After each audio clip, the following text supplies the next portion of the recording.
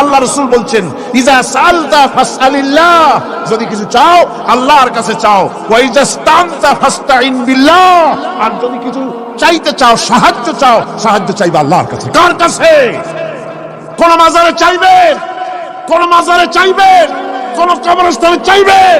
কারা কারা চাইবেন না হাত উঁচু করে দেখান। আল্লাহ পাক বলেন, আমি নূহকে তার কওমের জন্য অবতীর্ণ করেছি।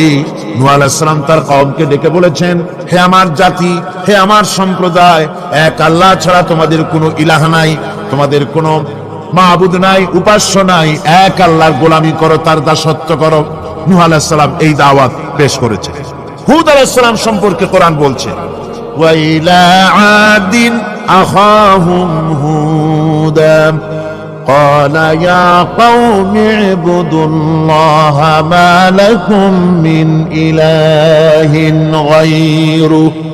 আমি আদ সম্প্রদায়ের কাছে তাদের ভাই হুদকে পাঠালাম এবং তিনি এসে তার সমাজের কাছে বললেন, ইয়া কওমে, হে আমার জাতি, হে আমার সম্প্রদায়, উবুদুল্লাহ, এক আল্লাহর গোলামি করো, তিনি ছাড়া তোমাদের কোনো ইলাহ নাই, কোনো আইনদাতা নাই, বিধানদাতা নাই, শাসনকর্তা নাই। সালেহ আলাইহিস সালাম সম্পর্কে আল্লাহ পাক বলেন, ওয়া ইলা সামুদ আখাহুম সালিহান ক্বালা ইয়া কওমি ইবুদুল্লাহা মা লাকুম মিন ইলাহিন গায়রু। সালেহ আলাইহিস সালামকে তার জাতির কাছে, সামুদ জাতির কাছে তাদের ভাই সালেহকে পাঠালাম। তিনি জাতির কাছে গিয়ে বললেন, হে আমার জাতি, এক আল্লাহর গোলামি করো, তার দাসত্ব করো, তিনি ছাড়া তোমাদের কোনো ইলাহ নাই, আইনদাতা নাই, বিধানদাতা নাই। এভাবে শুআয়ব আলাইহিস সালামকে পাঠানো হলো মাদিয়ানবাসীদের জন্য এবং বলা হলো, তিনি এসে বললেন, হে আমার জাতি, এক আল্লাহ ছাড়া তোমাদের কোনো ইলাহ নাই। তো এই কথার দ্বারা আমরা কি বুঝলাম? সমস্ত নবীরাই আল্লাহর গোলামির দাওয়াত দিয়েছেন। কোন নবী বলেন নাই, ও আমার জাতি, তোমরা আমার গোলামি করো? কেউ বলেছেন? জোরে বলেন, কেউ বলেছেন? বলেননি। সমস্ত পয়গম্বরের, আম্বিয়া আলাইহিমুস সালাম সবাই বলেছেন, আল্লাহ পাকের গোলামি করো, তার আনুগত্য করো। আল্লাহ রাব্বুল আলামিন বলেন, প্রত্যেক জাতির নিকট আমি রাসূল প্রেরণ করেছি, কোন জাতি বাদ পড়ে নাই। ওয়ালাকাদ বা'সনা ফি কুল্লি উম্মাতির রাসূলা আনি ইবুদুল্লাহ ওয়াজতানিবুত তাগুত। আমি প্রত্যেক জাতির জন্য রাসূল প্রেরণ করেছি। সবাই এসে রাসূল পয়গম্বরের দাওয়াত দিয়েছেন, আনি ইবুদুল্লাহ, এক আল্লাহর গোলামি করো, এক আল্লাহর দাসত্ব করো, ওয়াজতানিবুত তাগুত, আর তাগুতকে বর্জন করো। তাগুতের অর্থ মনে আছে আপনাদের? তাগুত যাদের মনে নেই আবার শোনাই। তাগুত বলা হয় সেই শক্তিকে, যে শক্তি শুধু নিজেই আল্লাহর আইন অমান্য করে না, অন্যদেরকেও আল্লাহর আইন অমান্য করতে বাধ্য করে, সেই শক্তিকে বলা হয় তাগুত। আল্লাহ পাকের সমস্ত নবীরা বলেছেন, এক আল্লাহর গোলামি করো, তাগুতকে বর্জন করো। কোরআনে কারীম বলছে, ফামান ইয়াকফুর বিত-তাগুতি ওয়া ইউমিন বিল্লাহি ফাকাদ ইসতামসাকা বিল-উরওয়াতিল উসকা লা ইনফিসামা লাহা ওয়াল্লাহু সামিউন আলীম। ফামান ইয়াকফুর বিত-তাগুত, যারা তাগুতকে অস্বীকার করেছে, ওয়া ইউমিন বিল্লাহ, এবং এক আল্লাহর উপরে বিশ্বাস স্থাপন করেছে, ফাকাদ ইসতামসাকা বিল উরওয়াতিল উসকা, তারা এমন এক মহান, এমন এক দৃঢ় অবলম্বন গ্রহণ করেছে, যা তাকেই কোনো কিছুই তাকে ধ্বংস করতে পারবে না, বিচ্ছিন্ন করে দিতে পারবে না, ক্ষতিগ্রস্ত করতে পারবে না, বিপর্যস্ত করে দিতে পারবে না। এমন এক অবলম্বন সে গ্রহণ করেছে। তাগুতকে বর্জন করতে হবে এবং আল্লাহর উপর ঈমান আনতে হবে, আল্লাহর গোলামি করতে হবে। এই কথাই কোরআনে কারীমের মধ্যে আল্লাহ সুবহানাহু ওয়া তাআলা বারবার বলেছেন, গোলামি করতে হবে আল্লাহ পাকের। সমস্ত নবীরা বলেছেন ইয়া কওমি। নবীরা কি বলেছেন? হে আমার জাতি। এই দাওয়াত যখন আমাদের নবী দিলেন, বিশ্ব নবী যখন এই দাওয়াত দিলেন, আল্লাহ রাব্বুল আলামিন তার মুখ থেকে এই দাওয়াত যখন পেশ করালেন, তখন তিনি দাওয়াতটা এভাবে দিলেন, ইয়া কওমি বললেন না। হুজুর কি ইয়া কওমি বলেছেন? কখনো বলেন। ইয়া কওমি, আল্লাহ হুজুরের মুখ দিয়ে কথা বের করার নাই, যেহেতু হুজুর তো আঞ্চলিক নবী নন, হুজুর তো গোত্রভিত্তিক নবী নন, রাসূল করিম সাল্লাল্লাহু আলাইহি ওয়াসাল্লাম কোন ভাষাভিত্তিক নবী নন। রাসূল কি নবী? চিল্লায় কোন না। আল্লাহ পাক কোরআনে কারীমের মধ্যে বলেছেন, কুল ইয়া আইয়ুহান নাসু ইন্নী রাসূলুল্লাহি ইলাইকুম জামিআন। হে নবী আপনি বলুন, ও মানব সকল, ও পৃথিবীর মানব সকল, আমি আল্লাহর পক্ষ থেকে তোমাদের সকলের জন্য আমি নবী হয়ে এসেছি। সকলের জন্য আমি রাসূল। যেহেতু বিশ্ব নবী, সেহেতু তার মুখ থেকে আল্লাহ পাক ইয়া কওমি বের করেন নাই, ও আমার জাতি, তা না।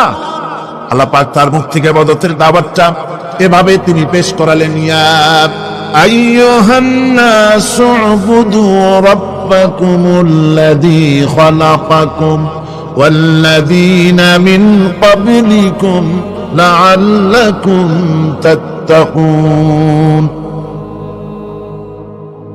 وَقَضَى رَبُّكَ أَلَّا تَعْبُدُوا إِلَّا إِيَّاهُ। তোমার রবের পক্ষ থেকে কথা চূড়ান্ত হয়েছে, এ ফয়সালা হয়ে গিয়েছে, সিদ্ধান্ত হয়ে গিয়েছে যে একমাত্র ইবাদত করতে হবে আল্লাহ পাকের। ইবাদত করতে হবে কার? আল্লাহ পাকের। এই ইবাদতের অর্থটা কি? এই ইবাদতের মানে কি?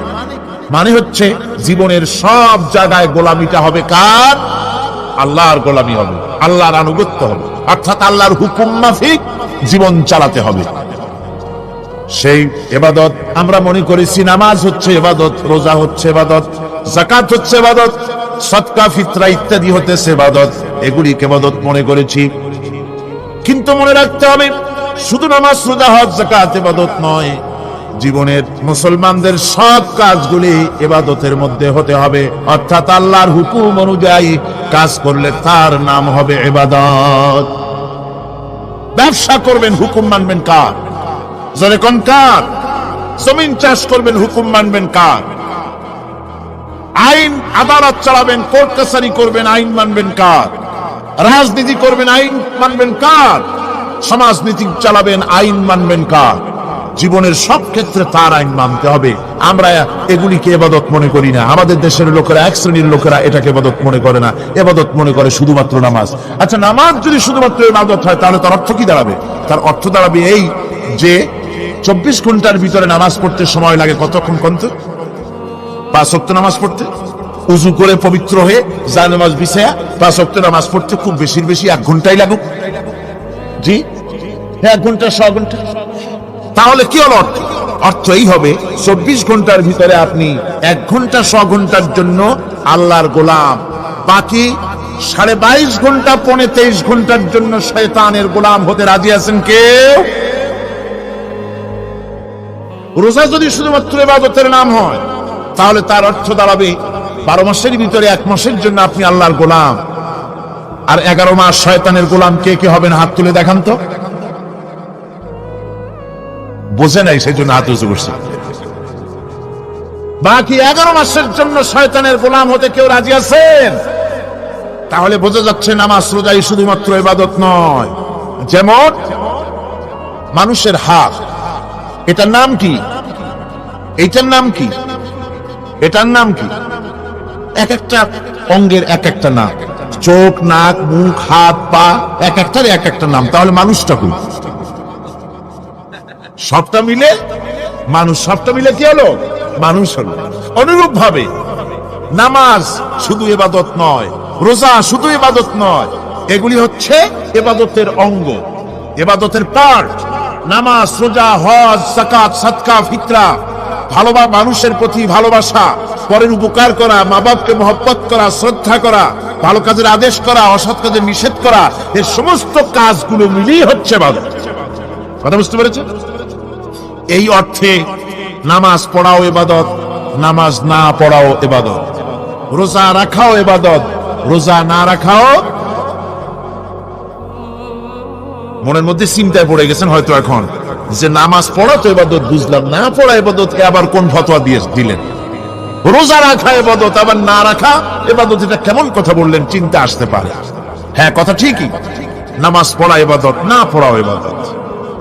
সর্বক্ষণ আপনি নামাজ পড়েন জায়েজ আছে, কিন্তু 24 ঘন্টার ভিতরে 3টা সময় নামাজ পড়া হারাম। কোন কোন সময়? ঠিক সূর্য উদয় হওয়ার সময়, ঠিক সূর্য মাথার উপরে থাকার সময়, আর ঠিক অস্তগামী হওয়ার সময়। এই 3 সময় নামাজ পড়া সম্পূর্ণ নিষিদ্ধ। এই 3 সময় নামাজ না পড়াটাই ইবাদত। আল্লাহর হুকুম মানতেছেন, নিষেধ করা হয়েছে নামাজ পড়ো না, পড়বেন না। আবার রোজা রাখা, সারা বছর রোজা রাখেন, সওয়াব হবে, কিন্তু বছরের 2 ঈদের 5 দিন রোজা রাখাকে হারাম করা হয়েছে। এই সময় রোজা না রাখাটাই, তাহলে কি বোঝা গেল? বোঝা গেল এই জীবনের সমস্ত কাজগুলি আল্লাহর হুকুম মাফিক হওয়ার নামই। আপনি ব্যবসা করতে যাবেন, ওজনে যদি কম না দেন, খাদ্যে যদি ভেজাল না দেন, আর আপনি যদি সততাপূর্ণ ব্যবসা করেন, যতক্ষণ ব্যবসার ওই দোকানে বসে থাকবেন, ফ্যাক্টরিতে বসে থাকবেন, ততক্ষণ পর্যন্ত আপনার ইবাদত হবে। আপনি চাকরি করবেন, আপনি যে কোনো কাজ করেন না কেন, আল্লাহর হুকুম মাফিক যদি হয় ইবাদত হয়ে যাবে। এই জন্য আল্লাহ রাব্বুল আলামিন ইবাদত করার জন্যই মানুষকে তৈরি করেছেন। মানুষের কাজ হলো আল্লাহর গোলামি করা, আল্লাহর হুকুম পালন করা। এই হুকুম পালন করতে গিয়ে আল্লাহ পাক হুকুম পালনের জন্য বলছেন, ওয়া'বুদুল্লাহা ওয়া লা তুশরিকু বিহি শাইআ। ওয়া'বুদুল্লাহ, আল্লাহর ইবাদত করো, আল্লাহর গোলামি করো, আর তার সাথে কোনো শরীক স্থাপন করো না। পৃথিবীর মধ্যে আমরা তো সুখ শান্তি চাই, দুনিয়ায় দুমুঠো খেতে চাই, 2 মুঠো যদি খেতে চাই, পড়তে চাই, পৃথিবীর মধ্যে যদি শান্তিতে থাকতে চাই, তাহলে ইবাদত করা লাগবে। ইবাদত করলেই খাবার পাওয়া যাবে। ইবাদত করলে কি পাওয়া যাবে? খাবার পাওয়া যাবে। আল্লাহ রাব্বুল আলামিন কোরআনে কারীমের মধ্যে বলেছেন, ফালিয়াবুদু রাব্ব হাযাল বাইত আল্লাযী আত'আমাহুম মিন জু'ইন ওয়া আমানাহুম মিন খাউফ। কুরাইশদেরকে বলছেন, ও কুরাইশরা, এই ঘরের মালিকের ইবাদত করো। কোন ঘর? কাবা ঘর। এই কাবা ঘরের মালিক কে? আল্লাহ। এই ঘরের মালিকের ইবাদত করো। কি হবে তাহলে? এই ঘরের মালিকের ইবাদত যদি করো, দাসত্ব যদি করো, আনুগত্য যদি করো, তার গোলামি যদি করো, তাহলে কি হবে? আল্লাযী আত'আমাহুম মিন জু', তিনি তোমাদের ক্ষুধার সময় খেতে দিবেন। সুবহানাল্লাহ। ক্ষুধার সময় খাবার পাবে। ওয়া আমানাহুম মিন খাউফ, আর যখন বিপদ আসবে, মুসিবত আসবে, সন্ত্রাস সৃষ্টি হবে, বিপদ মুসিবত আসবে, ভীতি আসবে, ভীতির সময় আমান নিরাপত্তা পয়দা করে দিবেন আল্লাহ সুবহানাহু ওয়া তাআলা এই ইবাদতের মাধ্যমে। সুতরাং আমার ইবাদত করো। আর যদি জান্নাতে যেতে চাও, কি বলেন, আমরা কি বেহেশতে যেতে চাই? আর যারা কথা কইলেন না, আমরা কি জান্নাতে যেতে চাই? অবশ্যই আল্লাহর জান্নাতে যেতে চাই। আল্লাহ পাক বলেন, আমার জান্নাতে যদি যেতে চাও, তাহলে ইবাদত করা ছাড়া পথ নাই। ফাদখুলি ফি ইবাদি ওয়াদখুলি জান্নাতি। আমার বান্দার মধ্যে শামিল হও, আমার গোলামির মধ্যে শামিল হও, আমার ইবাদত করো জীবনের সকল ক্ষেত্রে, আমার গোলামির মধ্যে শামিল হও, আমার জান্নাতে চলে যাও। সুবহানাল্লাহ। আমার গোলাম হওয়া ছাড়া, আমার গোলামি করা ছাড়া জান্নাত পাওয়া যাবে না। আমার বন্ধুগণ, এবার আল্লাহ রাব্বুল আলামিন বলছেন, যদি আমার সঙ্গে দেখা করতে চাও, আল্লাহর সঙ্গে যদি কোনো বান্দা দেখা করতে চায়, আমরা আল্লাহরে দেখতে চাই কিনা? চাই কিনা আল্লাহকে দেখতে? আল্লাহ পাক বলছেন, আমারে যদি দেখতে চাও, ফামান কানা ইয়ারজু লিকা রাব্বিহি ফালইআমাল আমালান সালিহান ওয়ালা ইউশরিক বিইবাদাতি রাব্বিহি আহাদা। আমার সঙ্গে যদি দেখা করতে চাও, তোমাদের মধ্য থেকে কেউ যদি আমার সাথে দেখা করতে চায়, সে যেন ভালো কাজ করে, ভালো আমল করে, আর আমার ইবাদতের সঙ্গে কাউকে যেন শরীক না বানায়, তাহলেই আমার সঙ্গে কিয়ামতে দেখা হয়ে যাবে। জোরে বলেন সুবহানাল্লাহ। আল্লাহর সঙ্গে দেখা করতে হলে তার ইবাদত করতে হবে, গোলামি করতে হবে, এবং কাউকে শরীক স্থাপন করা যাবে না। এই গোলামি করতে হবে, ইবাদত করতে হবে কতদিন? আল্লাহ রাব্বুল আলামিন বলছেন ওয়া'বুদ রাব্বাকা হাত্তা ইয়াতিয়াকাল ইয়াকিন, ইবাদত করো, গোলামি করো যতক্ষণ পর্যন্ত নিশ্চিত সেই সময়টি এসে না যায়, তার মানে মৃত্যু পর্যন্ত আমার গোলামি করতে থাকো। মৃত্যু পর্যন্ত গোলামি হবে কার? আল্লাহ সুবহানাহু ওয়া তাআলা। সেই আল্লাহ পাকের গোলামি জীবনের সকল ক্ষেত্রে করতে হবে, মৃত্যু পর্যন্ত সব ক্ষেত্রে গোলামি হবে আল্লাহ। আল্লাহর গোলামি হচ্ছে আল্লাহ যা নিষেধ করেছেন তার থেকে ফিরতে হবে, আর যা আদেশ করেছেন সেগুলি মানতে হবে।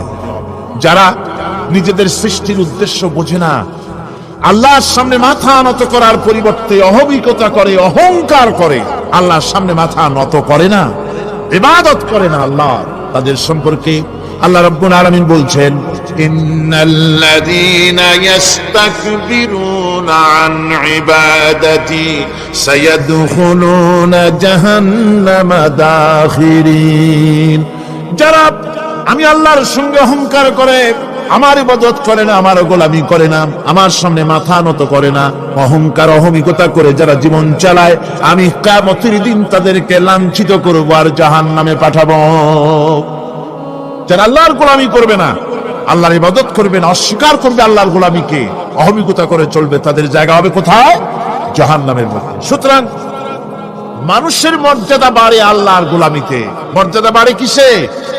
আল্লাহর গোলামিতে। গোলামি করলেই মর্যাদা বাড়বে।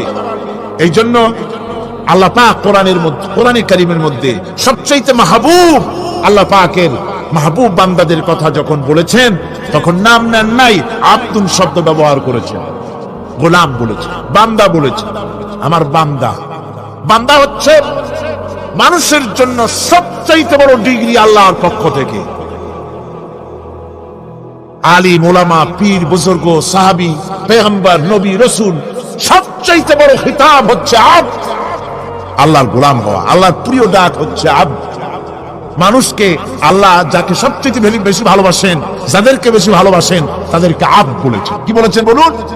আব্দ, বান্দা। আল্লাহ পাক এই পৃথিবীতে সবচাইতে বেশি ভালোবেসেছেন কাকে? মুহাম্মদুর রাসূলুল্লাহ সাল্লাল্লাহু আলাইহি ওয়াসাল্লাম। তাকে আল্লাহ পাক সবচেয়ে বেশি ভালোবাসেন। এবার দেখুন আল্লাহ রাব্বুল আলামিন তার হাবিবকে কি নাম দিয়ে ডাকতেছেন? নাম নেন নাই, নবী এবং রাসূলও বলেন নাই। কোরআনে কারীমের ভিতরে রব্বুল আলামিন তার হাবিবকে আব বললেন। যেমন দেখুন, ইন কুনতুম ফি রাইবিন মিম্মা নাযালনা আলা আবদিনা, আমি যে কিতাব নাজিল করেছি আমার বান্দার উপরে, তোমাদের যদি সন্দেহ হয়, এই যে বান্দা আমার আব্দের উপরে নাজিল করেছি, আব্দকে মুহাম্মদুর রাসূলুল্লাহ সাল্লাল্লাহু আলাইহি ওয়াসাল্লাম আব্দ, অর্থাৎ সবচেয়ে প্রিয় ডাক হচ্ছে আল্লাহর পক্ষ থেকে বান্দার জন্য আব্দ। স্নেহপূর্ণ না, স্নেহপূর্ণ ডাক, মহব্বতপূর্ণ ডাক। অন্য আয়াতে আমরা দেখতে পাই তাবারাকাল্লাযী নাযালাল ফুরকান আলা আবদিহি লিয়াকুনা লিল আলামিনা নাযীরা। অতীব বরকতপূর্ণ সেই মহান সত্তা যিনি তার বান্দার উপরে ফুরকান নাজিল করেছেন।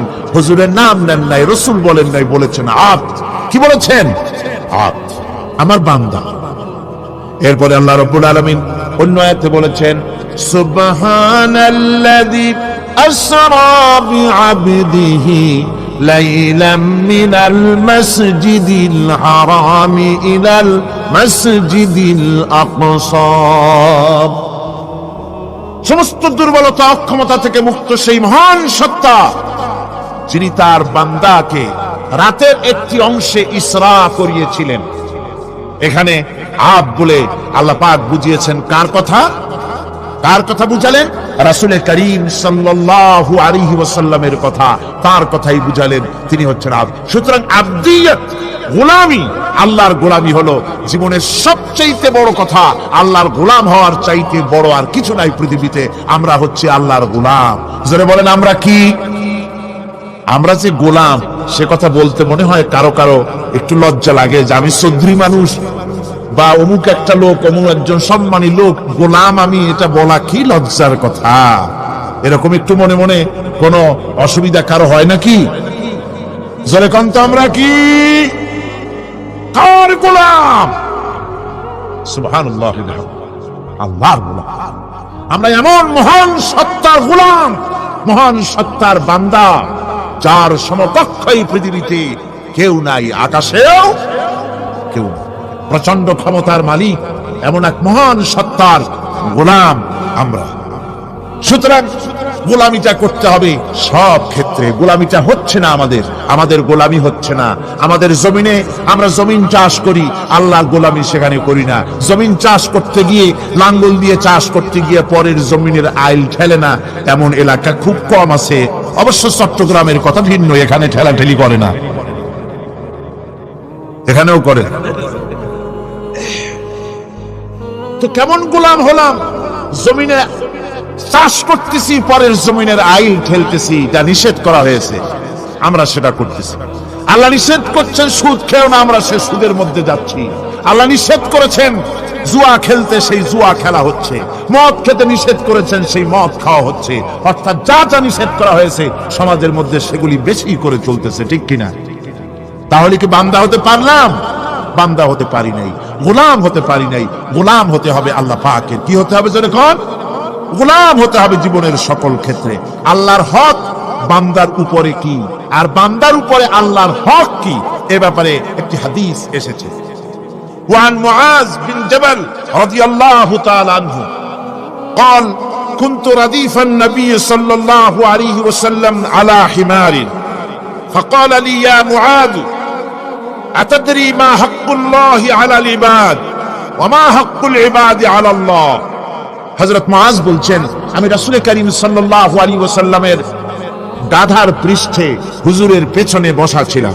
হুজুর আমাকে জিজ্ঞেস করলেন, মুআজ তুমি কি জানো বান্দার উপরে আল্লাহর হক কি, আর আল্লাহর উপরে বান্দার হক কি? কুলতু আল্লাহু ওয়া রাসূলুহু আ'লাম। বললাম, আল্লাহ এবং তার রাসূল খুব ভালো জানেন। আমি কি করে জানবো? আল্লাহ এবং তার রাসূল খুব ভালো জানেন। قال حق الله على العباد أن يعبدوه ولا يشركوا به شيئا। বান্দার হক হচ্ছে আল্লাহর উপরে এই যে বান্দা গোলামি করবে আল্লাহ, ইবাদত করবে আল্লাহ, আর আল্লাহর সাথে কাউকে শরীক স্থাপন করবে না। এটা হচ্ছে আল্লাহর উপরে কার হক? বান্দার। আর আল্লাহর হক হচ্ছে বান্দার উপর কি?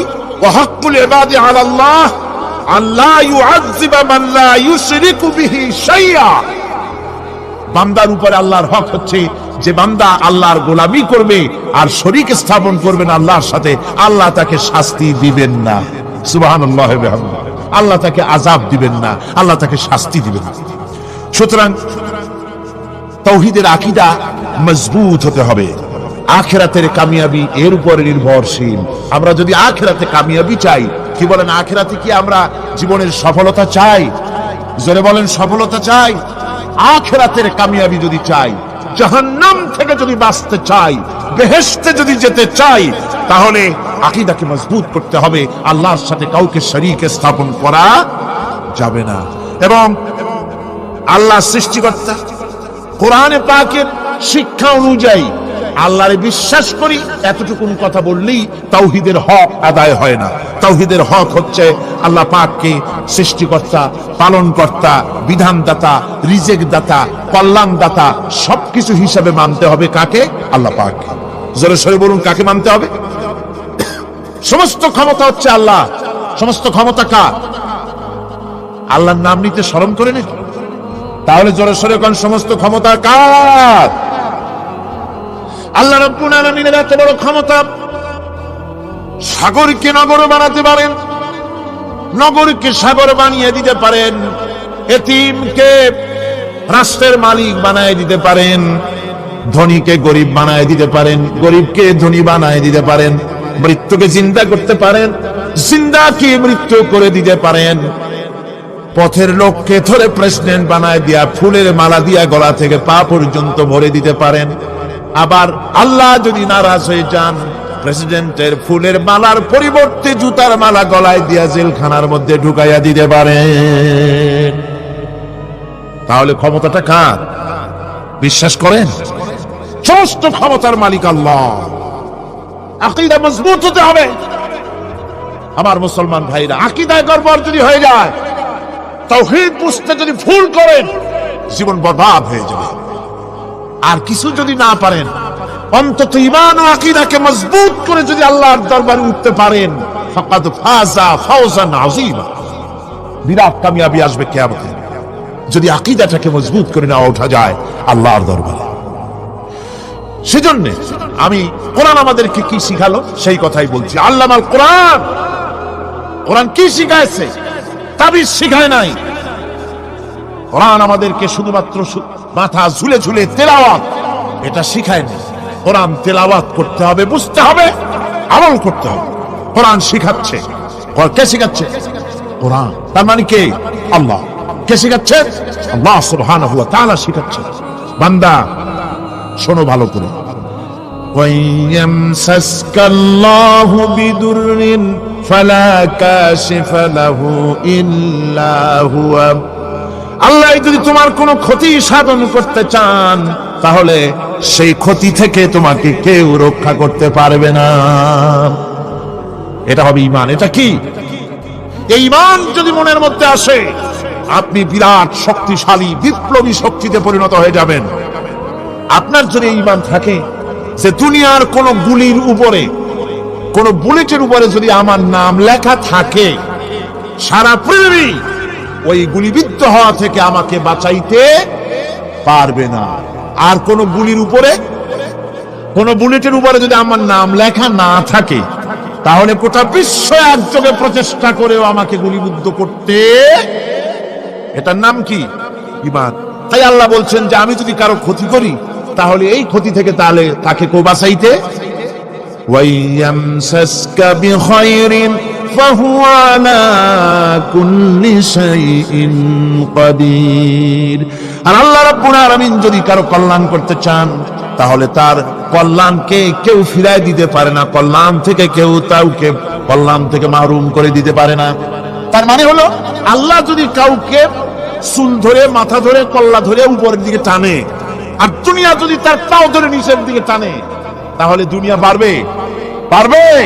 আল্লাহ কল্যাণ করতে চাইলে কেউ ঠেকাইতে পারবে না, আর আল্লাহ কল্যাণ করতে চাইলেও তার থেকেও কেউ বাঁচতে।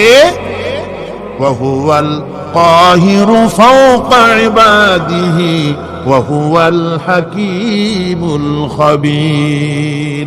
তিনি তার বান্দাদের উপরে একচ্ছত্র আধিপত্য রাখেন, একচ্ছত্র ক্ষমতার অধিকারী তার বান্দার উপরে, সমস্ত জিনিসের উপরে তিনি ক্ষমতা রাখেন। তিনি মহান বিজ্ঞানময়।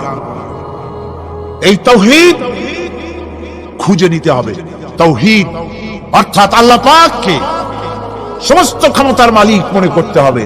দেখুন, আমাদের জাতির পিতা কে? আমাদের জাতির পিতা মনে আছে তো? ভুল টুল করেন না তো? ভুল টুল করবেন। আমাদের জাতি আত্মভোলা, মাঝে মধ্যে ভুল টুল করে বসে, আন্দাজে ভান্দাজে একটা বানায় বসে। আসলে জাতির পিতা মুসলমানদের কে? ইব্রাহিম আলাইহিস সালাম তাওহীদকে খুঁজছেন।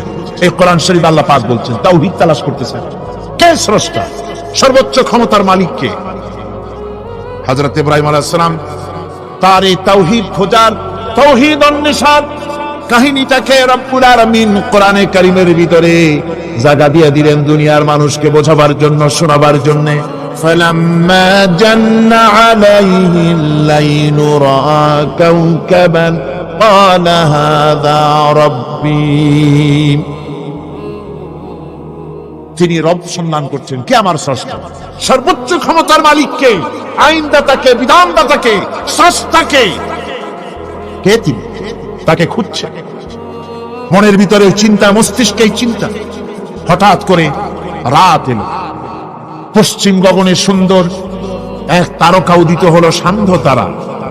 সন্ধ্যার সময় যে তারাটা ওঠে, সেটা ছোট না বড়? বড়। সেটা সারা রাত থাকে না অল্প সময় থাকে? অল্প সময় থাকে। সান্ধ্য তারা দেখে ইব্রাহিম আলাইহিস সালাম বললেন, হ্যাঁ রাব্বি, পেয়ে গেছি আমার রব। এটাই আমার রব, এটাই হচ্ছে আমার স্রষ্টা, এটাই হচ্ছে সর্বময় ক্ষমতার মালিক। আল্লাহ পাক বলেন, ইব্রাহিম আলাইহিস সালাম তাকিয়ে থাকলেন। কিছুক্ষণ পরে এই তারকা যখন অস্তমিত হয়ে গেল, ইব্রাহিম আলাইহিস সালাম তখন বললেন, ফালাম্মা আফালা ক্বালা লা উহিব্বুল আফিলিন। যে জিনিস অস্তমিত হয়ে যায় তাকে আমি মহব্বত করি না, পছন্দ করি না, সে রব হতে পারে না। যে রব হবে তার আবার উদয়স্ত কিসের?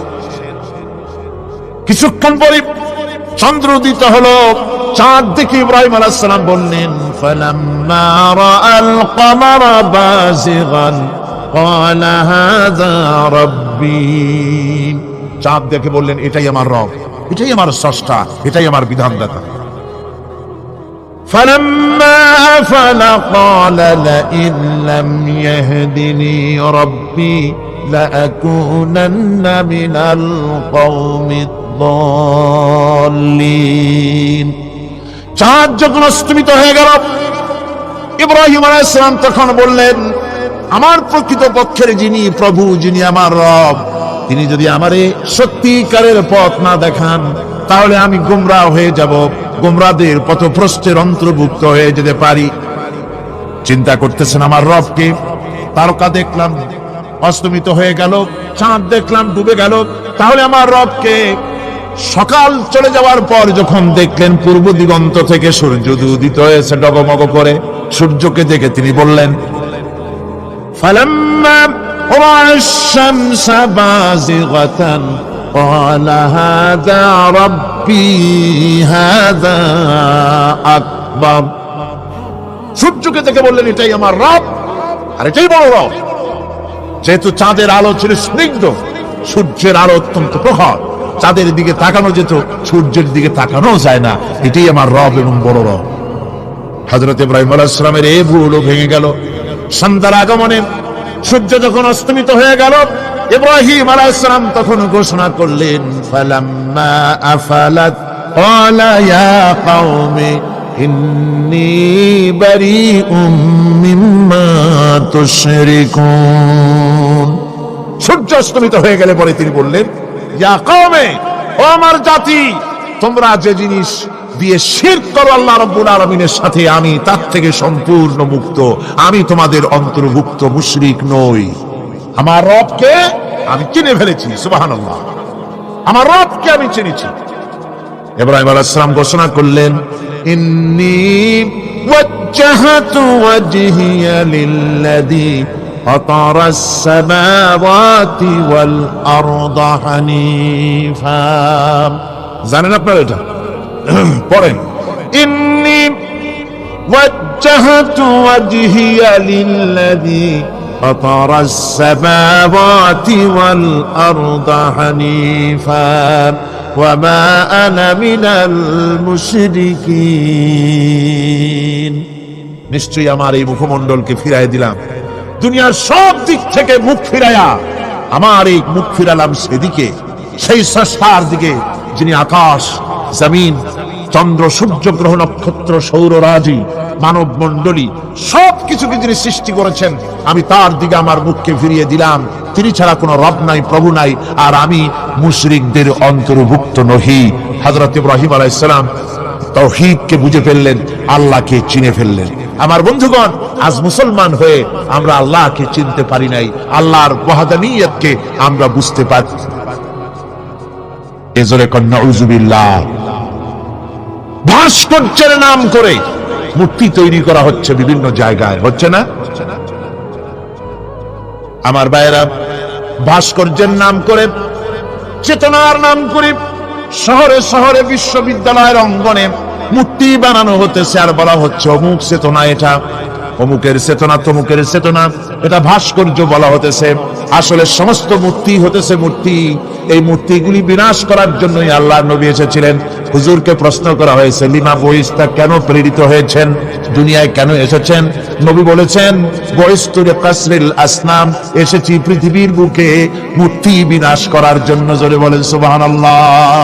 মূর্তি ধ্বংস করার জন্য এসেছি।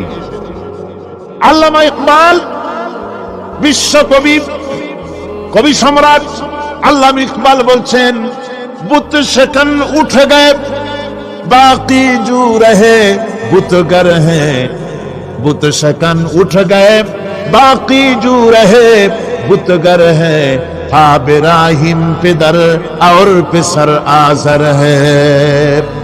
বুত সেকেন্ড উঠে গেছে।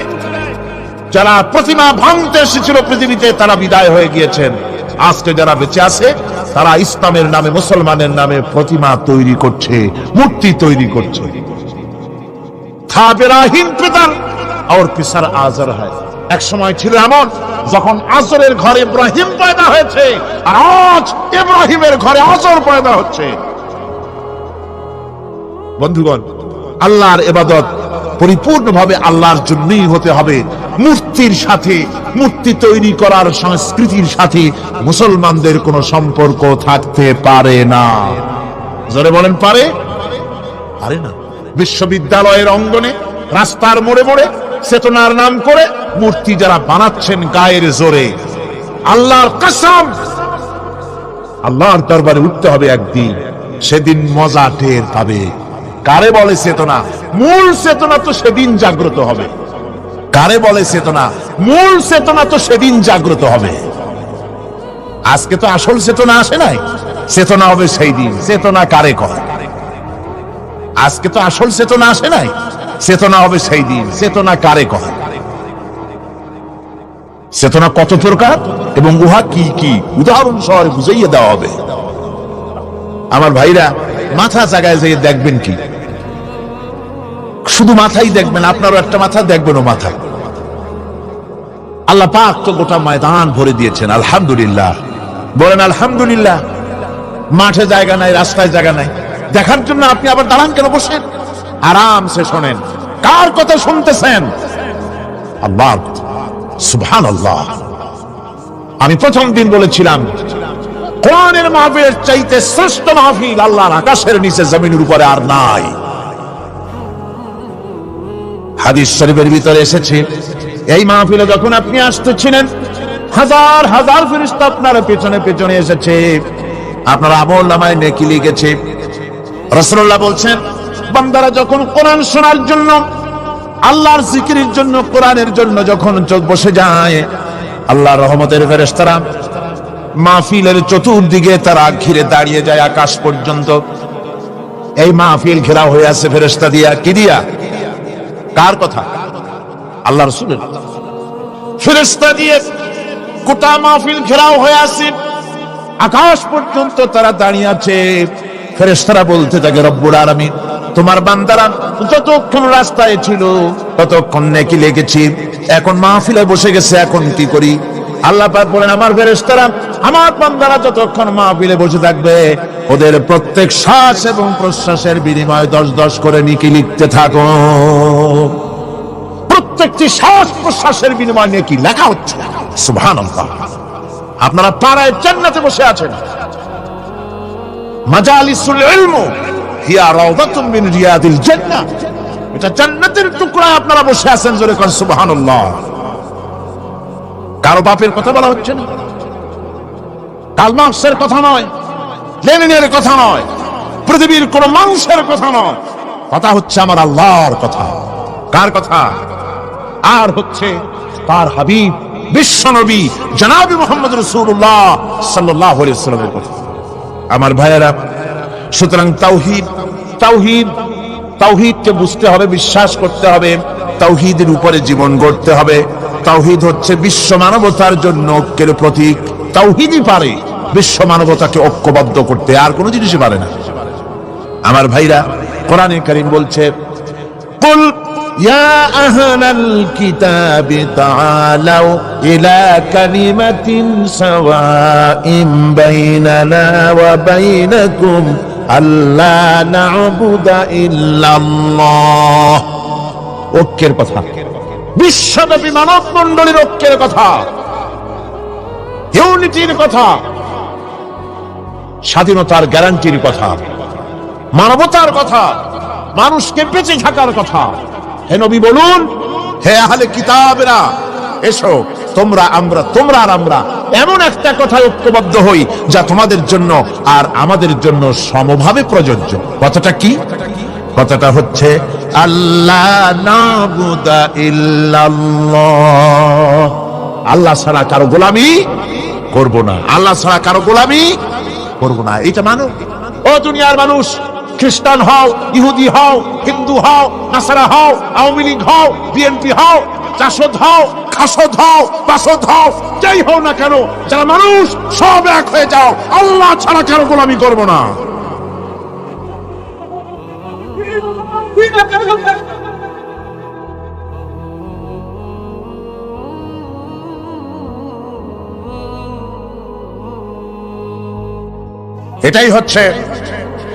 এটাই হচ্ছে আল্লাহ পাকের পক্ষ থেকে গোটা বিশ্ব মানবতার ঐক্যের বাণী, বিশ্ব মানবতার ঐক্যের কথা। আল্লাহ না'বুদা ইল্লাল্লাহ, আল্লাহ ছাড়া কারো গোলামি করব না। এ কথা মানতে কারো অসুবিধা আছে? তিনি স্রষ্টা। বলা হচ্ছে না যে আমেরিকাকে সুপার পাওয়ার মানো, ব্রিটেনকে সুপার পাওয়ার মানো, চায়না ফ্রান্সকে সুপার পাওয়ার মানো। কিসের সুপার পাওয়ার? কোন সুপার পাওয়ার মানি না। একমাত্র সুপার পাওয়ার আল্লাহ সুবহানাহু ওয়া তাআলা।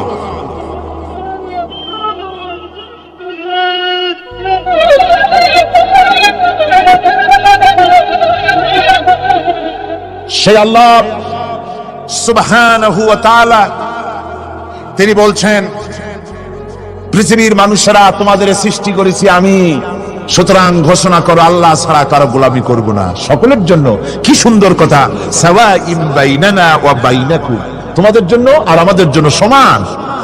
তোমরাও আল্লাহরে মানো, আমরাও আল্লাহরে মানি, সুতরাং আল্লাহর গোলামি করতে অসুবিধা কোথায়? ওয়ালা নুশরিকা বিহি শাইআ, আর আল্লাহর সাথে কারো শরীক স্থাপন করো না। ওয়ালা ইয়াত্তাখিযা বা'দুনা বা'দান আরবাবাম মিন দুনিল্লাহ, আর আল্লাহ ছাড়া কাউকে রব বলে মেনে নেব না। আজকে তিনটা কথায় পৃথিবীর শান্তি ফিরে আসতে পারে। কয়টা কথা? মাত্র তিনটি কথায় এই উত্তপ্ত পৃথিবী, অশান্ত পৃথিবী, এই অশান্তিময় প্রজ্বলিত পৃথিবী, মানুষেরা যেখানে জ্বলছে আর জ্বলছে, সেই পৃথিবীতে শান্তি আসতে পারে মাত্র তিনটি কথায়। আল্লাহ না'বুদা ইল্লাল্লাহ, আল্লাহ ছাড়া কারো গোলামি করব না, আর আল্লাহর সাথে কাউকে শরীক স্থাপন করব না, আল্লাহ ছাড়া কারো প্রভুত্ব মানব না। তিনটা কথায় পৃথিবীতে আবার শান্তি ফিরে আসতে পারে। সুতরাং আমি তাওহীদের কথা আপনাদের বলতেছিলাম। কিসের কথা বলতেছি? তাওহীদ। তাওহীদ প্রতিষ্ঠিত হলে কেউ কারো উপরে প্রভুত্ব করতে পারবে না। এখন আল্লাহর তাওহীদের স্বরূপ ছোট্ট একটি সূরার মধ্যে ফুটে উঠেছে। আল্লাহর প্রভুত্ব কায়েম হলে অসুবিধা হয় না কেন? কারণ হলো দুনিয়ায় মানুষ যত আছে, সমস্ত মানুষের দুর্বলতা আছে। আছে তার দুর্বলতা। আমি এই দৃষ্টান্তটা আরো এক বছর মনে হয় এখানে দিছিলাম, আবারও বলি। সেটা হলো এই যে এই চট্টগ্রামে মেয়র পদে নির্বাচনের কি কয়, সিটি কর্পোরেশনের নির্বাচন আসছে না, মেয়র পদে অনেকে দাঁড়াইছে। দাঁড়ায়া সব নির্বাচনী ওয়াদা করছেন। কেউ বলছে চট্টগ্রামকে সোনা দিয়ে মুড়িয়ে দেবো, কেউ বলছে চিটাগং শহরকে আপনাদের লোকটা ফিসার কেনা লাগবে না, বাড়ি বাড়ি পৌঁছায় দেবো, শুটকি মাছ খাওয়াই দেবো খুব ভালো করিয়া, রাস্তাঘাটের অভাব হবে না, আনন্দের চোটে, ফুর্তির চোটে, আরামের চোটে শুধু শীতেও মরবেন। বুঝলেন? নানান রকমের ওয়াদা করছেন তারা। এই নির্বাচনী ওয়াদা করা হচ্ছে। আজ একজন মেয়রকে যদি দায়িত্ব দেওয়া হয় যে চট্টগ্রামে 6 বছরের যত বাচ্চা আছে, এই বাচ্চাদের মধ্যে কমলা লেবু বিতরণ করতে দায়িত্ব দিলাম আপনাকে, আপনি একজন মেয়র পদ প্রার্থী, 40 ট্রাক কমলা সিলেট থেকে আনা হয়েছে, সব বাচ্চাদেরকে, 6 বছরের বাচ্চাদেরকে একটা একটা করে দিবেন। এই কমলা বিতরণ করতে গিয়ে যদি দিতে দিতে যখন তিনি দেখবেন যে ওনার নিজের ছেলে সামনে এসেছে, বোনের ছেলে সামনে এসেছে, ভাইয়ের ছেলে সামনে এসেছে, তখন অন্যের চাইতে নিজের ছেলেকে, বোনের ছেলেকে 2টা কমলা বেশি দিতে ইচ্ছে করবে না? করবে কিনা? সামান্য কমলা বিতরণ করতে গিয়ে যদি বোনের ছেলেকে, নিজের ছেলেকে বেশি দিতে ইচ্ছে করে, সেই মানুষের হাতে দেশের আইন তৈরি করার, সংবিধান তৈরি করার দায়িত্ব পৃথিবীতে কোথাও দেওয়া যেতে পারে না। এই জন্যই আইন তৈরি করেছেন এমন সত্তা যার ছেলে নাই, যার মেয়ে নাই, যার বউ নাই, যার আত্মীয় স্বজন নাই। সুবহানাল্লাহি ওয়া বিহামদিহি। তিনি কে? আল্লাহ রাব্বুল আলামিন নিজের এই তাওহীদের কথাটা ছোট্ট সূরার ভিতরে ফুটায় তুলেছেন। কুল হুয়াল্লাহু আহাদ, জানেন কিনা? পড়েন সবাই। কুল হুয়াল্লাহু আহাদ আল্লাহুস সামাদ লাম ইয়ালিদ ওয়া লাম ইউলাদ ওয়া লাম ইয়াকুল লাহু কুফুয়ান আহাদ। হে নবী, আপনি বলে দেন আল্লাহ এক এবং একক, তিনি নিরঙ্কুশ, তার কোন সন্তানই কাউকে জন্ম দেন নাই, তাকেও কেউ জন্ম দেয়নি। আকাশ এবং জমিনে তার সমকক্ষ কেউ নাই। তিনি কারো মুখাপেক্ষী নন, তিনি কাউকে জন্ম দেন নাই, তাকেও কেউ জন্ম দেয়নি। আকাশ আর জমিনে তার সমকক্ষ কেউ নাই। সুতরাং ওই আল্লাহ সুবহানাহু ওয়া তাআলা তাকে মানতে হবে, তার কথাই শুনতে হবে, তার গোলামি করতে হবে। তাহলেই শান্তি আসবে, আল্লাহর মেহেরবানি আসবে জীবনের সকল ক্ষেত্রে। আল্লাহ মাত্র এক, তার ক্ষমতা গুণাবলীতে কোনো অংশীদার নাই। আল্লাহ কয়জন? আল্লাহ কয়জন?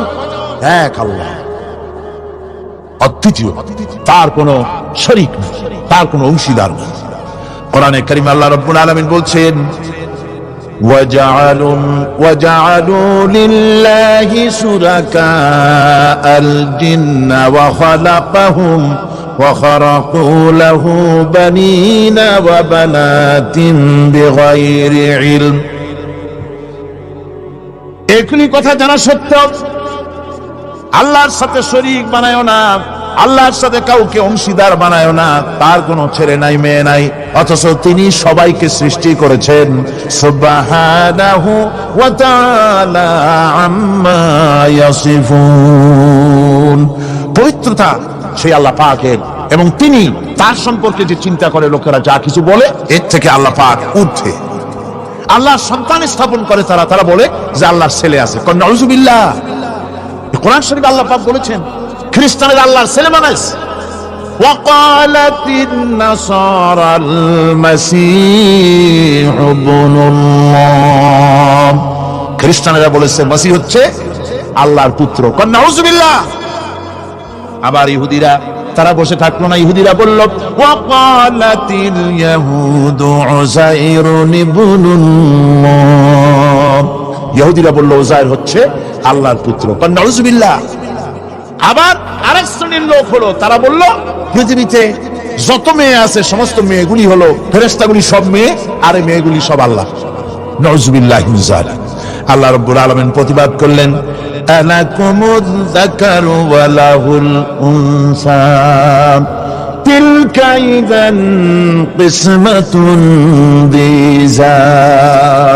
কি তোমরা সমস্ত পুত্র সন্তানগুলি নিজের জন্য নিয়ে নিলে, আর কন্যা সন্তানগুলি দিলে আমাকে, কেমন তোর ভাগ করলে এটা? আল্লাহ পাকের কোনো সন্তান নাই, আল্লাহ রাব্বুল আলামিনের কোনো সন্তান নাই, স্ত্রী নাই, পুত্র নাই, কেউ নাই।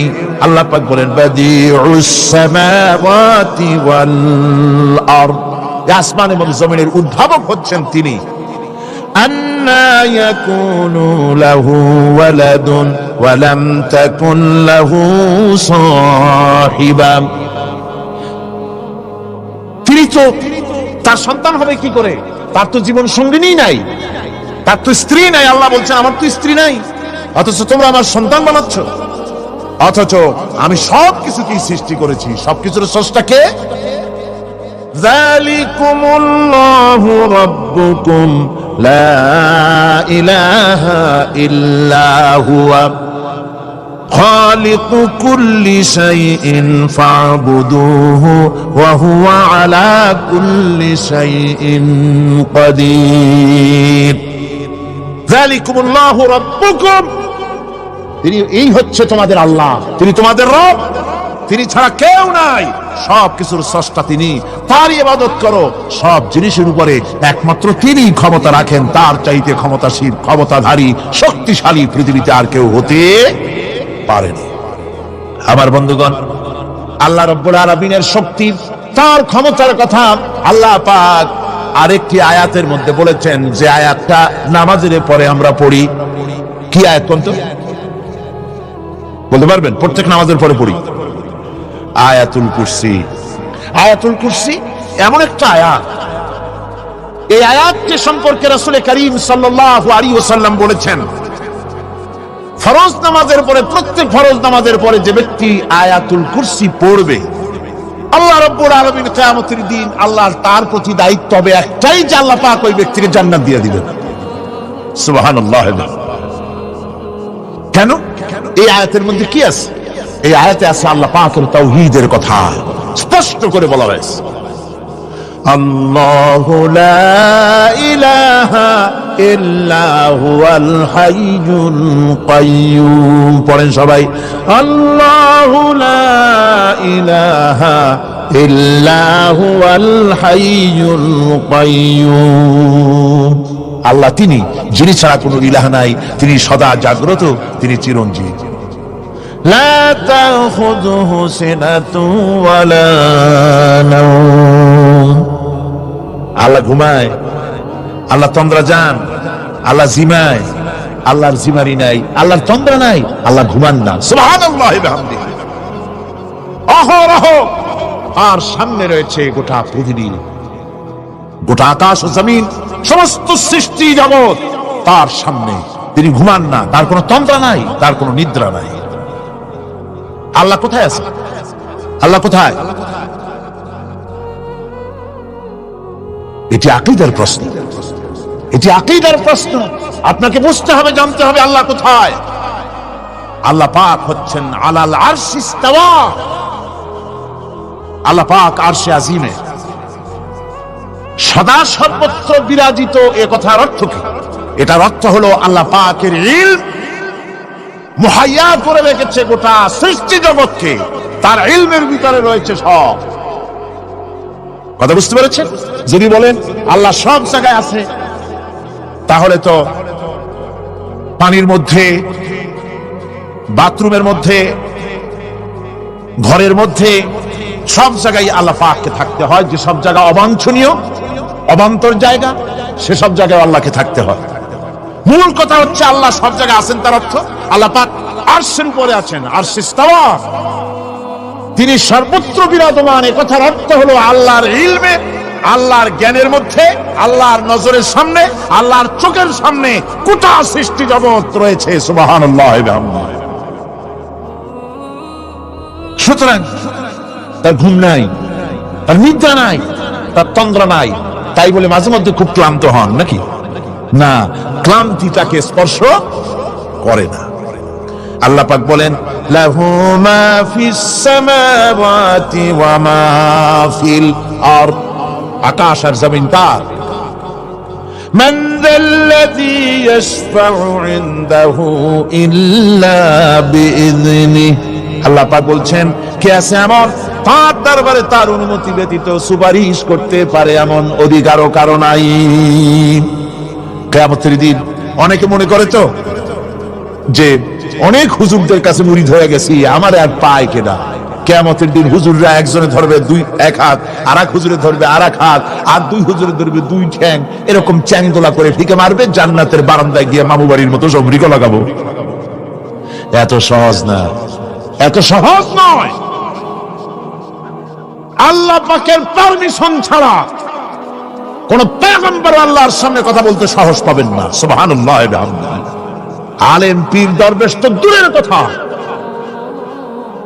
মান যাল্লাযী ইয়াশফাউ ইনদাহু ইল্লা বিইযনিহি।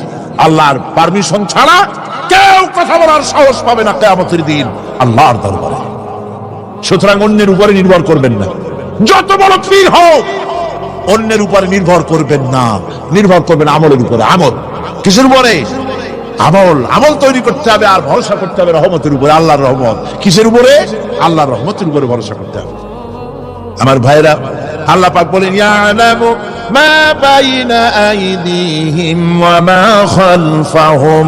বান্দার অগ্রপশ্চাৎ সবই তিনি জানেন, বান্দার সামনে পেছনে ডানে বামে সব খবর তিনি রাখেন।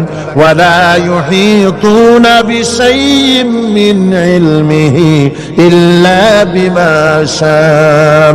আল্লাহর জ্ঞাত বিষয়সমূহের মধ্যে মানুষের কোনো অধিকার নাই আল্লাহর জানা বিষয়গুলি আয়ত্ত করে, এমন অধিকার কোনো মানুষের নাই।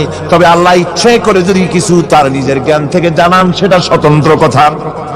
ওয়াসিআ কুরসিয়্যুহুস সামাওয়াতি ওয়াল আরদ, তার সাম্রাজ্য সমগ্র আকাশ এবং জমিন জুড়ে তারই সাম্রাজ্য।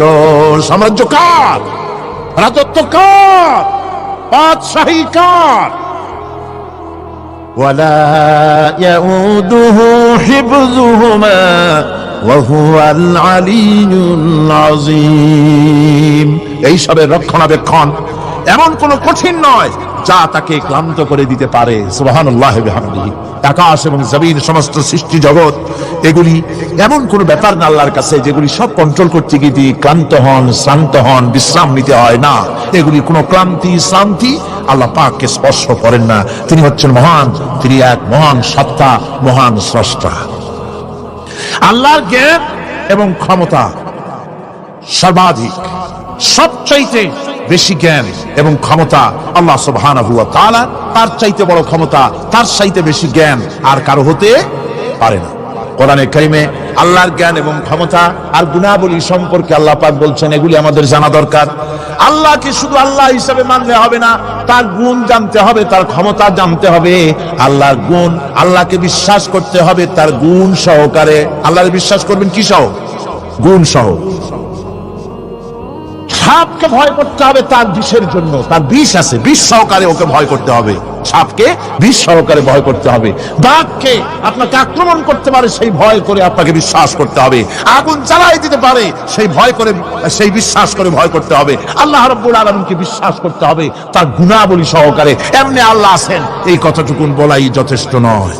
কোরআনে কারীম বলছে, হুয়াল্লাহুল্লাযী লা ইলাহা ইল্লা হুয়া আলিমুল গায়বি ওয়াশ শাহাদাতি হুয়ার রাহমানুর রহিম। তিনি আল্লাহ, যিনি ছাড়া কোনো ইলাহ নাই, তিনি পরম দাতা, তিনি দয়ালু। আল্লাহর এভাবে বিশ্বাস করতে হবে। হুয়াল্লাহুল্লাযী লা ইলাহা ইল্লা হুয়াল মালিকুল কুদ্দুসুস সালামুল মুমিনুল মুহাইমিনুল আজিজুল জব্বারুল মুতাকাব্বির। তিনি বাদশা, তিনি আল্লাহ, যিনি ছাড়া কোনো ইলাহ নাই। তিনি বাদশা, তিনি মহান, তিনি পবিত্র, তিনি শান্তির ধারক, তিনি নিরাপত্তার আধার, রক্ষণাবেক্ষণকারী একমাত্র তিনি। তিনি পরাক্রমশালী, সর্বজয়ী, তার উপরে কারো কোনো ক্ষমতা নাই। সুবহানাল্লাহি আম্মা ইউশরিকুন। আল্লাহ পাক পুত পবিত্র তারা যে সমস্ত জিনিস দিয়ে আল্লাহর সাথে শরীক স্থাপন করে। হুয়াল্লাহুল খালিকুল বারিউল মুসাউবিরু লাহুল আসমাউল হুসনা। তিনি আল্লাহ, যিনি সৃষ্টিকারী, যিনি পরিকল্পনাকারী, আকার আকৃতি রচনাকারী। আর অনেক সুন্দর সুন্দর নাম রয়েছে আল্লাহ পাকের।